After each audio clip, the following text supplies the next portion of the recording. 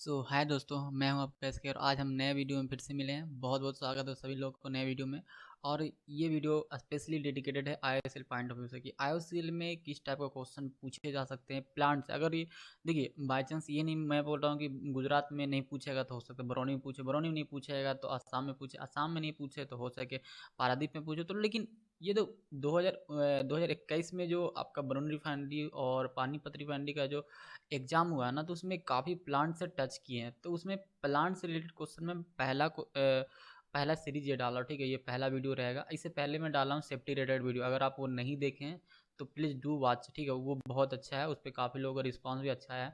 Plus में एक और चीज़ और मैं बोलना चाहता हूँ, अगर आप चाहते हैं कि डायमेंशन लेस नंबर से रिलेटेड कोई भी क्वेश्चन ना छूटे, ठीक है, कोई भी क्वेश्चन ना छूटे, तो उस पर मैं 2 वीडियो बनाया हूँ, वो काफ़ी अच्छा रिस्पॉन्स है उस पर।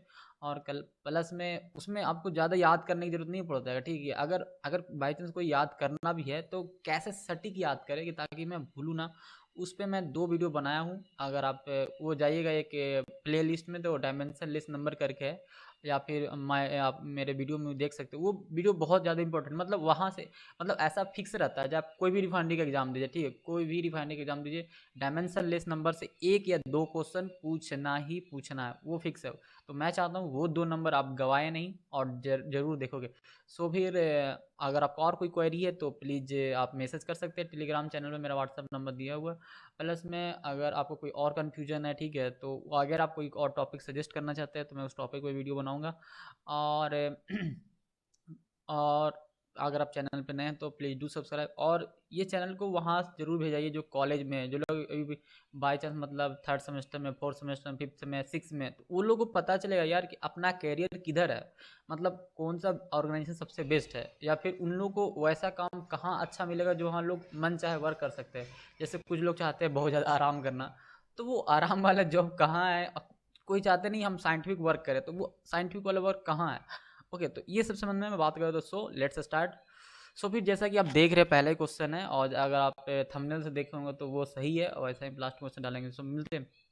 देखिए जनरली लिखा पहला क्वेश्चन ये है कि generally which type of tank use in refinery. तो बेसिकली अगर आप बोलेगा कि सिर्फ कितने टाइप का टैंक यूज करते हैं, तो बेसिकली ये यूज किया गया कि storage, storage point of view से कि आपका स्टोरेज जो है वो किस टाइप का होता है। तो वहाँ पर देखिए फिक्स रूप होता है, फ्लोटिंग रूप होता है, फिक्स कम फ्लोटिंग रूप होता है। देखिए ये तीनों वीडियो पे क्वेश्चन मतलब एक स्पेशल वीडियो ही बनेगा, क्योंकि इस पर मैं पूरा एक्सप्लेन करना पड़ता है वीडियो बना के। कौन सा टैंक है, उसमें फायर अरेस्टर क्या होता है, उसमें फ्लैश पॉइंट कैसे वर्क करता है, फायर अरेस्टर क्या होता है, मिक्सर क्या है, वहाँ सेटलिंग कैसे हो रहा है, फिर कलरिंग कैसे होता है। मतलब एक बहुत बड़ा सीरीज है। फिक्स कम फ्लोटिंग रूम किसके लिए सूटेबल है, तो इस पर मैं नहीं अभी नहीं बात कर सकता। बस इतनी जानी कि टैंक जनरली 3 टाइप के होते हैं, फिक्स रूप का, फ्लोटिंग रूप, और फिक्स कम फ्लोटिंग, यानी दोनों ऑप्शन रहता है इसमें। ओके, फिर है कि which unit dispatch product of refinery, मतलब कौन सा यूनिट जो है जो रिफाइनरी प्रोडक्ट को डिस्पैच करता है। डिस्पैच करना मतलब रिफाइनरी से बाहर भेजता है। ओके, तो वो है आपका TW11 टैंक वैगन लोडिंग होता है, और एक है TTL टैंक ट्रक लोडिंग। वो मतलब छोटा छोटा जो बस उस नहीं देखते ट्रक, उससे भेजा जाता है। और एक है आपकी पाइप लाइन से भी प्रोडक्ट को बाहर भेज दिया जाता है। ओके, अगर हम बात करें कि मेन प्रोडक्ट और रिफाइनरी मतलब एज ए नॉर्मल, देखिए रिफाइनरी अगर कोई पेट्रोकेमिकल पॉइंट ऑफ व्यू से बनाया हुआ तो उसके लिए थोड़ा दूसरा हो सकता है, लेकिन एज नॉर्मल अगर कोई रिफाइनरी बनाता है तो ये सब चीज़ें वहाँ मिलेगा ही मिले। तो उसमें क्या है, देखिए रिफाइनरी में कभी भी डीजल नहीं बोला जाता है, एक बात याद रखिएगा। रिफाइनरी में डीजल नाम का कोई वर्ड नहीं होता है, कोई उसको प्रोडक्ट उसका हाई स्पीड डीजल बात किया जाता है। और हाँ, और रिफाइनरी में पेट्रोल तो बोला ही नहीं जाता है कि हाँ पेट्रोल है, पेट्रोल HSD बोला जाता है, सॉरी MS बोला जाता है, मोटर स्प्रेट। ओके, ये याद रखिएगा। फिर है LPG आप समझ रहे, लिक्विफाइड पेट्रोलियम गैस। और है आपका नैप्था, ठीक है, जिसको नैप भी बोलते हैं शॉर्ट फॉर्म में। और LDO ये है लाइट डीजल ऑयल, ये पता नहीं किसके लिए यूज़ किया जाता है, लेकिन यहाँ से काफ़ी प्रोडक्ट जाते हैं। फिर FO furnace oil, furnace oil में 2 तरह के आता है, ठीक है, एक HB FO करके आता है और एक मार्फोल FO करके आता है, ठीक है, तो ये ध्यान रखिएगा। फिर है बिटुमिन, बिटुमिन भी भेजा जाता है। अरे जो रोड के लिए बनाया जाता है ना, वो बिटुमेन रहता है, उसको बोला जाता है। फिर है ड्राई और लिक्विड सल्फर, ये प्रोडक्ट भी बहुत ज़्यादा भेजा जाता है। देखिए रिफाइनरी का इससे मतलब प्रॉफिट तो नहीं है, लेकिन हाँ मतलब काम चल जाता है, चलो ठीक है, जितना पैसा लगाए होता है ना हमको, थोड़ा लॉस ही चलता है, लेकिन ये है कि रिफाइनरी के लिए कोई यूजफुल नहीं है, क्योंकि रिफाइनरी में कोई ऐसा सल्फ्यूरिक एसिड बनाने का कोई मेथड नहीं है, ठीक है। आप सुने कि हल्दिया रिफाइनरी में आने वाला है, तो काफ़ी अच्छा बात है, क्योंकि हर एक रिफाइनरी में सल्फ्यूरिक एसिड बनाएंगे तो उससे मतलब क्या है कि सल्फ्यूरिक एसिड से जो फर्टिलाइजर वाला प्लांट है वो लोग यूज कर सकते हैं, तो उन लोग सब फर्टिलाइजर बना सकते हैं। तो इसीलिए एक ड्राई लिक्विड ये भी मतलब डायरेक्ट सल्फर मतलब प्रोडक्ट के रूप में बेचा जाता है, ठीक है। फिर है एटीएफ एविएशन टर्बाइन फ्यूल, ठीक है, और भी कुछ हो सकता है, ठीक है। तो मेन प्रोडक्ट में बात किया हूँ, ओके। फिर और हम देखें तो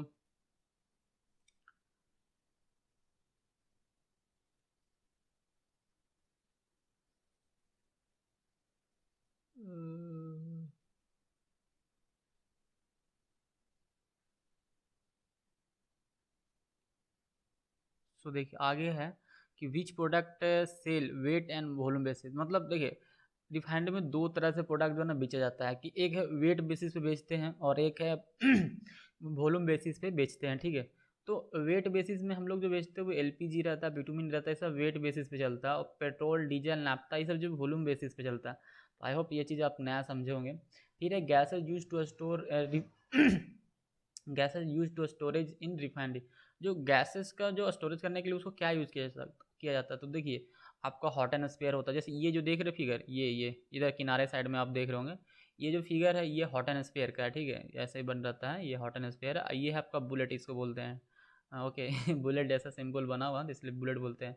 और एक मॉन्डेड बुलेट दूसरा रहता है, यार मैं फोटो डाल नहीं पाया। मॉन्डेड बुलेट में क्या, जैसे ये रखा हुआ है ना, तो इसी के चारों ओर से एक दीवार बना के और पूरा मट्टी से ढक दिया जाता है, जैसे नहीं होता कोई लाश को दफना दिया जाता है, और ऐसा ही इसको दफना दिया जाता है, ठीक है, चारों तरफ से। तो वो होता है मॉडर्ड बुलेट बोलते हैं, ठीक है। फिर ये मतलब इसके कंपेयर में ये जो मॉडर्ड बुलेट होता है ना वो बहुत ज़्यादा सुरक्षित होता है, क्योंकि काफ़ी मतलब मट्टी उट्टी से भरा हुआ कि फटेगा तो कोई दिक्कत नहीं होगा, ठीक है। इसके लिए वो ज़्यादा सुरक्षित होता है। फिर है ट्रांसपोर्टिंग एलपीजी। अगर हम एलपीजी को ट्रांसपोर्ट करने की बात करें तो वो है कैप्सूल। ऐसा ही आप देखोगे गाड़ी उड़ी अगर आसपास आता है तो गाड़ी रहता है ऐसे जनरली, मतलब इंडस्ट्रियल जहाँ पर ही है वहीं पर ही देखा जाता है। तो जो गाड़ी रहता है वो कैप्सूल टाइप का रहता है और इसी को डायरेक्ट उठा के ले जाते हैं, तो वो कैप्सूल उसे बोलते हैं। फिर है method transporting material use in refinery, की अगर जो रिफाइनरी में जो मटेरियल है उसको ट्रांसपोर्ट करने के क्या क्या मेथड हो सकते हैं। तो एक है रेल का नेटवर्क, कि रेल के थ्रू जा सकता है। फिर है कि जो छोटा छोटा टैंकर है उसके थ्रू भी जाता है। फिर एक पाइपलाइन है आपका, अरे यार, ये जो पाइपलाइन है आपका उसके थ्रू भी जाता है। और ये थोड़ा सा ड्रेस नहीं लिखा है यहाँ पर, जेटी जेटी बोलते हैं वो जो आपका जहाज नहीं आता सीप जिसको बोलते हैं, जो बड़ा बड़ा जो क्रूड ऑयल का टैंकर होते हैं उसको बोलते हैं जेटी। तो रिफाइनरी में कुछ भी मटेरियल है जिससे बाहर से लाया, वो जैसे मान लेते हैं हमें इराक से लाना है, तो इराक से कहाँ से आया, इराक से आया, जेटी से आया, मुंबई आया, मुंबई से भी पाइपलाइन से आया। तो मतलब रिफाइनरी में इस तरह से प्रोडक्ट लाए जाते थे, एक रफ आइडिया मैं दे रहा था, ओके। फिर हम बात करें तो ओ एन जी सी स्टार्टेड और production crude oil in India कर रिसेंटली। देखिए ये क्वेश्चन बहुत ज़्यादा हॉट टॉपिक है, प्लस में ये मतलब करेंट अफेयर्स बन सकता है इसका, कि जैसे अभी हाल ही फिलहाल में मतलब मतलब हम वेस्ट बंगाल में क्या है ना कि ऑयल का डिस्कवरी बहुत पहले 60 साल पहले हो चुका था, लेकिन हम लोग वहाँ से निकालने के लिए कैपेबल नहीं थे, या फिर कोई और रीज़न भी हो सकता है, ओके। तो इस बार 2020 से अभी 2021 चल रहा है ना, हाँ 2020 में ही प्रोडक्शन वहाँ से शायद ये 2020 या 2021 में प्रोडक्शन स्टार्ट किया गया। अशोक नगर वन है well, Ashok Nagar one well Bengal basin है, ये 24 परगना डिस्ट्रिक्ट में पड़ता है। ये करेंटली जो है ना आईओसीएल हल्दे रिफाइनरी को क्रूड को सप्लाई कर रहा है, okay. In which year oil price touch zero. देखिए ये मेरे को ऐसा लगा कि यार ये क्वेश्चन थोड़ा सा मतलब करंट में बन सकता है, क्योंकि ये हिस्ट्री में पहली दफ़ा हुआ। ऐसा नहीं है, ये तो ऑयल के प्राइसेस -37 डॉलर कुछ समय मतलब कुछ सेकंड के लिए ऐसा हुआ था, कुछ समय के लिए, कि ऑयल का प्राइसेस जो है ना मतलब -37 डॉलर। मतलब आप क्रूड खरीदिएगा ना तो आपको पैसे देंगे, आपको देना नहीं पड़ेगा, आपको वो जो कम जो मार्क जो बेचने वाला क्रूड वो आपको देंगे। अब बोलिए ऐसा क्यों होता है, देखिए मतलब देखिए बात ऐसा ना, जहाँ पर ये जो वेल होता है ना उसको हम लोग वो कंटिन्यूस ऑपरेट हो सकता है, अगर उसको एक बार बंद कर देंगे ना तो उसका बहुत ज़्यादा चालू करने में कॉस्ट आता है, ठीक है। ये एक बहुत बड़ा रीज़न है। तो वो लोग बोले कि नहीं यार ऐसा करते हैं कि हम पैसा दे देंगे लेकिन हम बंद नहीं करेंगे। तो इसी की वजह से ऐसा हुआ था, ओके। आपको पता ही है मेनली आपका होने का मेन रीज़न था लाइक किसके वजह से, अगर हम बात करें तो वो था कोरोना की वजह से। कोरोना की वजह से क्या हुआ कि ऑयल का डिमांड अचानक से बंद हो गया, मतलब सब लोग घर में इसलिए जीरो हो गया। एक एक क्वेश्चन है कि आपका हेडक्वार्टर ओपेक ओपेक का हेडक्वार्टर कहाँ है? तो ये है आपका हेडक्वार्टर वियना में, ठीक है, एक वियना जगह है, वहाँ पर ही हेडक्वार्टर है आपका। और वियना एक हेडक्वार्टर, वियना एक मतलब ऑस्ट्रिया की राजधानी है, वहाँ पर ही ओपेक का हेडक्वार्टर। ओके,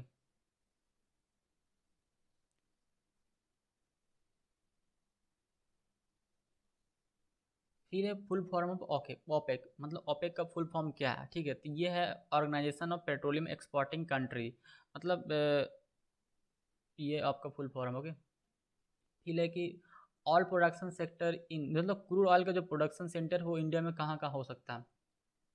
तो ये देखिए थोड़ा बहुत स्पेलिंग का इशू होगा आपका। कच्छ में है, मतलब गुजरात में जनरली दो तरह से आता है, कच्छ में है, फिर सौराष्ट्र में है, और मुंबई हाई जिसको बोलते हैं, फिर बाड़मेर राजस्थान में भी है, हाल ही फिलहाल में डिस्कवरी किया गया है। ओके, बाड़मेर में हो गया, फिर महानदी बेसिन आता है, कावेरी बेसिन है, फिर आसाम बेसिन है, आसाम में भी होता है, ठीक है। तो जनरली ऐसे क्वेश्चन ही पूछा जाता है, जैसे पूछा जाता है क्वेश्चन कि जो बाड़मेर राजस्थान में वो उसका क्रूड का क्या नाम है, तो उसका क्रूड का नाम है मंगला क्रूड। ओके, और ऐसा ही ये जो आपका अगर आप जैसे बेसिकली गुजरात में बात करें तो दो तरह से, दो जगह से आता है, नॉर्थ गुजरात क्रूड और साउथ गुजरात क्रूड। तो इसमें एक जगह से शायद आपका लो सल्फर भी रहता है, ये टाइप का ऐसा रहता है। ओके, फिर है कि which country India import maximum crude, ये क्वेश्चन बहुत ज़्यादा इंपॉर्टेंट है कि मतलब कौन से कंट्री से इंडिया जो है ना मैक्सिमम क्रूड को इंपोर्ट करता है। तो इंपोर्ट मतलब होता है वहाँ से लाना, ठीक है, एक्सपोर्ट मतलब होता है यहाँ से भेजना, तो वो है इराक, इराक से सबसे ज़्यादा करता है। ओके, फिर है फुल, ये मतलब चार्ट आगे पीछे होते रहता था, अभी इराक सबसे ज़्यादा वहाँ से किया जाता है। फिर है फुल फॉर्म ऑफ MSD, ये क्वेश्चन याद रखिएगा हमेशा कि MSDS का फुल फॉर्म क्या है, ये है material safety data set. Okay, फिर है headquarter and full form of IIPM, तो ये है हेडक्वार्टर इसका देहरादून में है, और Indian institute of petroleum management इसका फुल फॉर्म है।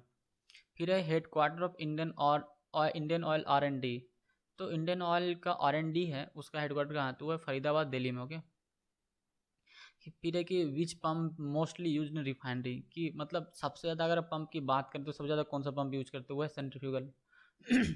फिर है which compressor mostly use in refinery, अगर रिफाइनरी की बात करें तो कंप्रेसर सबसे ज़्यादा देखा जाए तो जैसे कि मग कंप्रेसर या फिर कोई और कंप्रेसर भी होते हैं ना, तो वो रेसिप्रोकेटिंग हुआ, जहाँ तक मैं अभी गुजरात रिफाइनरी में देख रहा हूँ, और या हो सके कोई और रिफाइनरी में, लेकिन मोस्टली आपको यही मिलता है, ठीक है। फिर है कि full form of RGC, RGC का फुल फॉर्म क्या आती है, रिसाइकल गैस कंप्रेसर है। और विच type of compressor of RGC, तो ये जनरली आपका सेंट्रीफ्यूगल है, देखिए हो सकता है कौन थोड़ा दूसरा हो, लेकिन जहाँ तक मैं देखा हूँ सारे के सारे हमको सेंट्रीफ्यूगल पंप ही मिले हैं RGC। ओके, फिर what is system pressure and system temperature, ये क्वेश्चन मेरे से पूछा गया था, ठीक है, बहुत ही इंपॉर्टेंट टॉपिक है, तो आप भी ध्यान रखिएगा कि सिस्टम प्रेशर और सिस्टम टेम्परेचर क्या है। मतलब देखिए वो लोग हैं जो रिफाइनरी से में वर्क नहीं कर रहे हैं या फिर किए हैं या ध्यान नहीं दिए हैं, तो वो लोग के लिए बहुत अच्छा है कि सिस्टम प्रेशर सिस्टम टेम्परेचर किसको बोलते हैं। जैसे कि मान लिया कि मैं CD यूनिट में, क्रूड डिस्टिलेशन यूनिट में गया जिसको AVU बोलते हैं, वहाँ हम जाते हैं, वहाँ जाते और वहाँ का उस यूनिट में जो सबसे मैक्सिमम जो टेम्परेचर हुआ, चाहे वो कॉलम का, पंप का या किसी का हो, तो उसी का वो सिस्टम प्रेशर हो जाता है, और जो मैक्सिमम टेम्परेचर होगा वो हो जाएगा सिस्टम टेम्परेचर। तो वही लिखा हुआ कि maximum pressure temperature use in unit by equipment, तो उसको बोलते हैं हम लोग सिस्टम प्रेशर। फिर व्हाट इज VR और SR, तो ये जो है ना bottom product of vacuum distillation unit, vacuum distillation को बोला जाता है, जो वैक्यूम डिस्टिलेशन यूनिट होते हैं उसका जो बॉटम प्रोडक्ट है तो इसको बोलते हैं VR या फिर SR।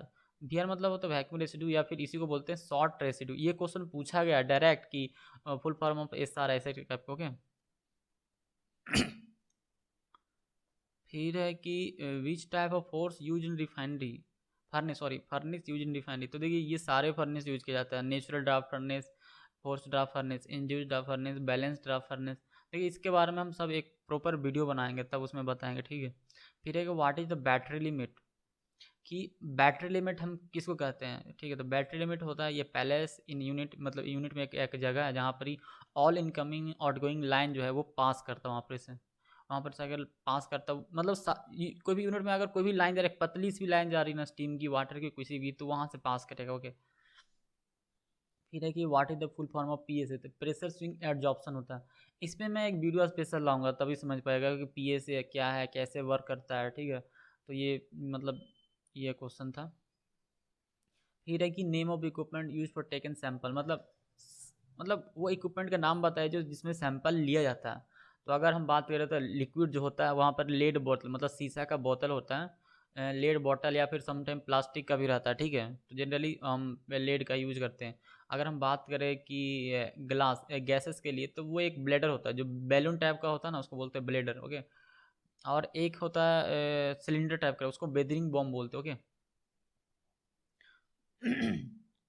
फिर है कि dosing pump use in refinery, मतलब रिफाइनरी में जो डोजिंग पंप होता है वो कौन सा पंप होता है, उसको बोलते हैं पिस्टन पंप, ओके। ये ध्यान रखिएगा। ये है full form of ETP. Full form में ईटीपी के मतलब हुआ, ईटीपी मतलब इफ्लुएंट ट्रीटमेंट प्लांट। जैसे कि रिफाइनरी में जितना सारे कचरा है, ओडब्ल्यूएस सीवीडी का जितना कचरा, बारिश का पानी या फिर कुछ और चीज़ का पानी, वो सारा के सारा वहाँ जाता है। वहाँ से हम लोग जो ऑयल होता है वो उसको रिकवर करते हैं, और कुछ चीज़ें उसमें फिर वाटर जो है ना, मतलब जो फायर सेफ्टी में वाटर यूज़ किया जाता है उस वाटर को वहाँ सप्लाई कर दिया जाता है, ओके।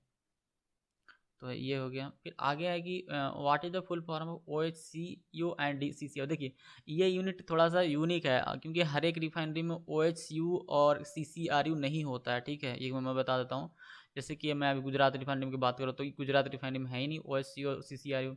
तो सी सी आर यू जहाँ तक कि बताया गया था मेरे को, ये पारादीप रिफाइनरी में है, और ओ एच यू ये हल्दिया रिफाइनरी में है। देखिए ओ एच यू की फुल फॉर्म है वंस थ्रू हाइड्रोकेकर यूनिट, ओके। और CCRU यूनिट का कंटिन्यूस कैटालिटिक रिफॉर्मिंग यूनिट। देखिए अगर हम बात करें OHU के पर्पस क्या है, अगर कोई प्लांट OHU लगाया है तो उसका पर्पस क्या है। देखिए पहले तो OHU के मीनिंग समझते हैं। OHU के मतलब जैसे एक ऐसा यूनिट है ना, जहाँ पर ये जो मेन डिस्टिलेशन कॉलम है, जहाँ पर कॉलम है वहाँ पर ही, जहाँ पर ही मतलब रिएक्टर है। देखिए OHU में बहुत सारे रिएक्टर होते हैं, कॉलम भी होते हैं। तो जो मेन रिएक्टर है उसमें मटेरियल को एक ही बार फीड किया जाता है, उस मटेरियल को वापस उसमें नहीं फीड किया जाता, इसीलिए इसको बोलते हैं वंस थ्रू हाइड्रोकेकर। और दूसरा बात करें हम CCRU को, तो इसको बोलते हैं कंटिन्यूस कैटालिटिक रिफॉर्मिंग यूनिट। ये एक तरह के एक नया टाइप का यूनिट बन आया है। इससे जो नॉर्मल जो CRU जो कैटालिटिक रिफॉर्मिंग यूनिट है उससे कंपेयर में ये बहुत ज़्यादा ऑक्टेन नंबर देता है, मतलब 100 से ज़्यादा ऑक्टेन नंबर देता है, ठीक है। ये मतलब बहुत ज़्यादा ऑक्टेन नंबर देता है एज ए नॉर्मल, अगर आप पुराने प्लांट में है या कहीं और है तो, ओके। फिर एक what is the function of Merox unit. Merox unit क्या है, मेरॉक्स यूनिट का फंक्शन क्या है। देखिए मेरॉक्स यूनिट का फुल फॉर्म है पहले मरकैप्टन ऑक्सीडेशन यूनिट, ओके। तो ये क्या करता है कि मेरॉक्स यूनिट का वर्क ये है कि जो एलपीजी है उसमें जो मरकैप्टन है, अनवांटेड मरकैप्टन, उसको हटा देना। हमें वांटेड मरकैप्टन कौन है, जो इथाइल मरकैप्टन छोड़ के बाकी सब अनवांटेड मरकैप्टन है। एक बात याद रखेंगे, रिफाइनरी में ऐसा कोई अलग से रिएजेंट कुछ नहीं डाला जाता है, खासकर जब मेरॉक्स यूनिट लग जाने के बाद, कि हम जो नहीं होता स्मेल को पहचानने के लिए इथाइल मरकैप्टन डाल जाता है। तो हम लोग मेरॉक्स यूनिट सेटअप करने के बाद इथाइल मरकैप्टन को रहने देते हैं, बाकी सबको हटा देते हैं। फिर है maximum temperature pressure use in refinery. तो देखिए अगर हम बात करें कि जहाँ तक मेरे को दिमाग में है, कोई भी रिफाइनरी में अगर जो मैक्सिमम टेम्परेचर है वो रिफॉर्मर में यूज़ किया जाता है, तो हाइड्रोजन बनाने के लिए इस समय में, ठीक है। और मैक्सिमम प्रेशर की बात करें तो DCU में होता है, जो डीले कोकर यूनिट जिसको बोलते हैं। तो डीले कोकर यूनिट अच्छा इसमें बारे में बात करेंगे, डीले कोकर यूनिट, डीले क्यों, क्या कहने क्या मतलब है, मैं इस पर अलग ही वीडियो बनाऊंगा। तो देखिए बस इतने जानिए कि वहाँ 350 kg रहता है, कहूँ 450 kg तक की प्रेशर रहता है। वो जो ड्रिलिंग मशीन है ना, जो ड्रम होते हैं, 2 ड्रम लगे होते हैं, तो जो दोनों ड्रम में जो आपका कोक जमा होता है तो उसको काटने के लिए इतना प्रेशर का यूज किया जाता है, ओके। और इसको जनरेशन मतलब डेवलप करने के लिए मल्टी स्टेज पंप लगाया जाता है। फिर है कि वाट इज पैकिनोक्स। पैकिनोक्स क्या है, पैकिनोक्स एक तरह के सरफेस हीट एक्सचेंजर है। जैसे कि कोई नहीं आप पढ़े होंगे, जैसे सरफेस हीट एक्सचेंजर जो होता है जहाँ सरफेस से फ्लो होता है तो उसको बोलते हैं, ये हॉरिजॉन्टल टाइप का होता है, बॉक्स टाइप का, ओके जनरली। फिर है कि which type of crude use refined है। तो आयोसिल दोनों प्रोसेस करता है। IOCL process both type of crude, मतलब सावर क्रूड और यहाँ पर लिखना मैं भूल गया हूँ, सावर क्रूड एंड आपका स्वीट क्रूड। सावर क्रूड उसको बोलते हैं जहाँ पर सल्फर कंटेंट ज़्यादा रहता है, और स्वीट क्रूड उसको बोलते हैं जिसमें सल्फर कंटेंट कम रहता है, ओके। तो इस तरह से आपका ये ख़त्म हो गया, ठीक है। अगर आपको अच्छा लगा होगा वीडियो को तो प्लीज़ प्लीज़ आप लाइक ज़रूर कीजिएगा, ताकि मैं ऐसा वीडियो फिर से बनाऊँ, ओके। और फिर मिलते हैं हम लोग नेक्स्ट वीडियो में। So thank you for watching video.